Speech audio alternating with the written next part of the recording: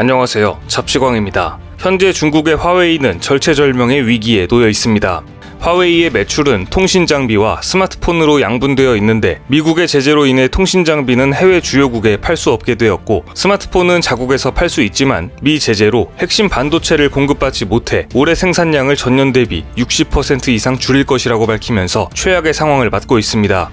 지난 9일 중국 언론에 따르면 화웨이 CEO인 런정페이 회장은 최근 떠돈 스마트폰 사업 매각설에 대한 답변에서 단말기는 단순히 휴대전화가 아니라 사람과 사물을 이어주는 기기라며 휴대전화 단말기 사업 매각은 영원히 하지 않을 것이라고 언급했습니다. 최근 매각설에 휩싸였던 고급 스마트폰 사업은 물론 향후 모바일 기기 사업에 매각 의사가 없음을 선언한 것입니다.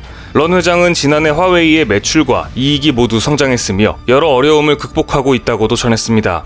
하지만 화웨이는 미국의 제재 여파로 스마트폰 판매에 어려움을 겪고 있는 것이 사실입니다. 한때 삼성전자의 스마트폰 출하량을 무섭게 추격하던 화웨이였었는데요. 시장조사 업체 트렌드포스는 화웨이가 지난해 1억 7천만 대를 출하해 7위로 하락할 것으로 전망했습니다. 점유율 하락 속에 화웨이는 작년 11월 아너 사업 부문을 매각했습니다. 해외에서 큰 타격을 입으면서 사실상 중국 내수 시장만 바라보고 있던 화웨이는 심지어 오포, 비보에도 밀리며 3위로 내려앉게 되었습니다. 자존심이 상할 대로 상한 화웨이는 본인들의 필살기라며 준비한 게 있다고 하는데요. 바로 언제 출시될지 아무도 모르는 상상의 폴더블폰 메이트 X2입니다. 점점 확장되고 있는 폴더블폰 시장에 삼성만 독주하는 것이 배가 아프다는 분위기인데요. 그동안 화웨이는 화면을 밖으로 접는 아웃폴딩 방식이 더 우월하다면서 삼성전자의 인폴딩 방식을 비난해왔습니다. 삼성이 화웨이를 쫓아오려면 1년은 더 걸릴 것이다. 지난 2019년 메이트 X를 처음 공개할 당시 리처드 유 화웨이 CEO가 삼성전자를 두고 한 말입니다. 다시 한번 말씀드리지만 화웨이가 삼성에게 폴더블 폰을 가지고 던진 말입니다.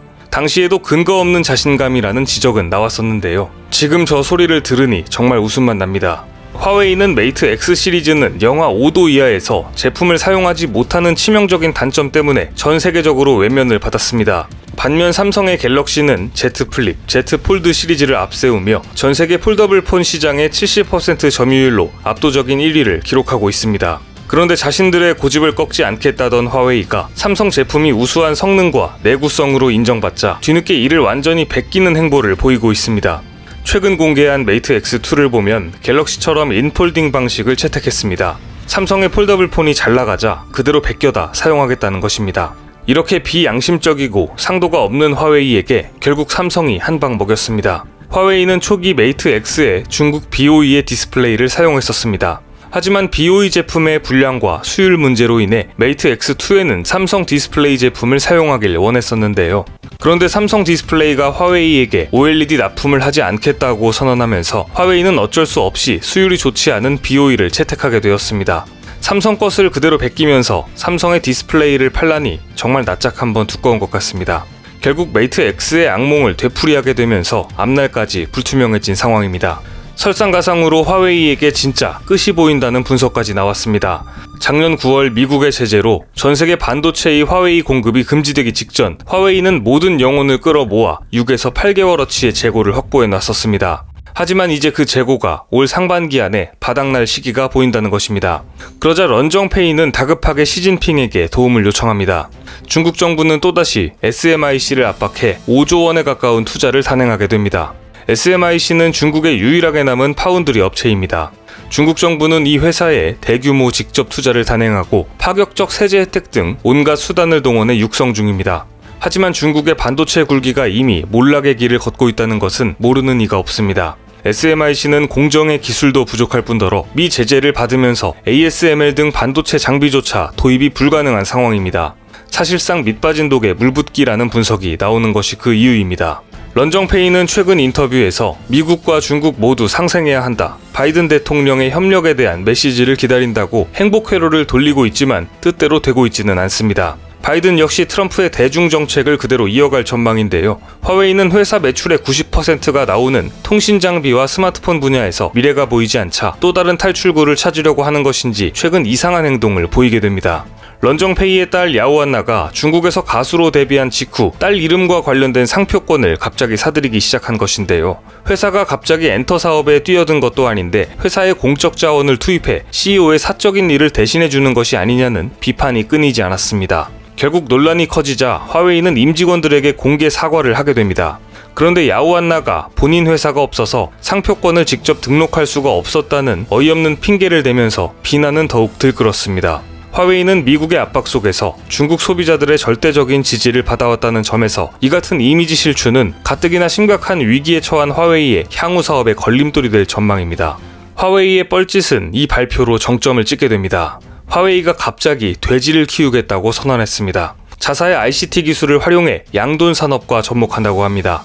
예상 활용법 중 하나는 AI를 통해 돼지의 건강 상태를 살피고 질병을 감지해 양돈장을 현대화하는 것입니다. 16일 중국 증권시보에 따르면 화웨이는 자회사를 통해서 디지털, 지능, 무이나 3대 요소에 초점을 맞춘 스마트 양돈 기술을 개발했다면서 필요한 고객들의 연락을 기다리겠다고 밝혔습니다.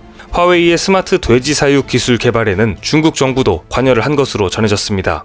실제로 14억 인구의 중국은 세계 최대 돼지고기 생산국이자 소비국입니다. 중국은 2009년부터 2018년까지 연간 평균 7억 마리의 돼지를 생산하는데 이는 세계 전체 생산량의 50%가 넘습니다.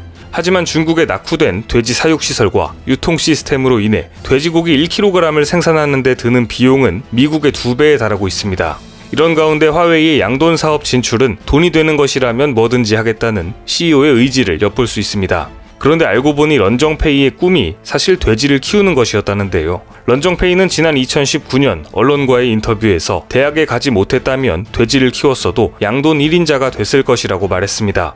당시 자신의 성격을 언급하며 비유를 한 것이지만 그것이 이제는 현실이 돼버린 상황입니다. 미국의 제재 덕분에 런정페이의 소원을 이루게 된 것입니다. 반면에 한국의 삼성전자는 여러가지 호재들이 쌓여 있습니다. 전세계 반도체 품귀 현상으로 삼성전자는 평택 공장의 신규 파운드리 라인까지 조기 가동하기로 결정했습니다. 반도체 품귀 현상과 함께 슈퍼사이클 국면에 들어가면서 사업 기회를 극대화하기 위한 결정으로 풀이됩니다. 미국의 AMD, 엔비디아 등이 삼성전자의 문을 두드리고 있습니다. 첨단 반도체 공정으로 불리는 5나노 미세 공정이 가능한 회사가 삼성전자와 TSMC 말고는 없기 때문입니다. 그런데 TSMC는 애플에게 거의 독점으로 공정을 내주어서 다른 회사들은 후순위로 다 밀린 상황입니다. 전문가들은 애플에게 순위가 밀린 기업들이 TSMC 의존을 벗어나 삼성으로 전환할 것이라고 분석하기도 했습니다. 또 삼성전자는 화웨이가 강자였던 통신장비 시장에서도 미국 시장을 점령하며 큰 성과를 보여주고 있습니다. 작년에 이미 미국 3대 통신사 중 하나인 버라이즌과 8조 원의 대규모 계약을 체결한 것입니다. 한국 통신장비 산업 역사상 최대 규모의 단일 수출 계약이었습니다. 게다가 전문가들은 다른 통신사인 AT&T와의 계약에도 선정될 가능성이 크다고 보고 있습니다. 삼성전자가 AT&T와 원하는 주파수 대역에서 기술 경쟁력을 갖추고 있기 때문입니다. 이렇게 되면 미국의 3대 통신사 중에 1, 2위 모두 삼성의 네트워크 장비를 사용하게 되는 것입니다. 또한 미국 국가안보국에서 각종 보안 인증을 획득해 미 국방부 5G 통신장비 공급사로 선정되면서 보안 위협이 있는 화웨이와 대조적인 모습을 보여주고 있습니다. 이렇게 삼성전자는 스마트폰, 통신장비, 반도체 등 화웨이가 따라올 수 없을 만큼의 격차를 더욱 벌리고 있습니다. 앞으로도 삼성전자가 더 큰 성장을 해 다른 분야에서도 최고의 자리를 차지하길 기대해봅니다. 오늘 준비한 소식은 여기까지입니다. 댓글을 통한 여러분들의 많은 의견 기다리겠습니다. 많은 분들의 생각이 모였을 때 진정 가치 있는 지식이 완성될 것입니다. 시청해주셔서 감사합니다.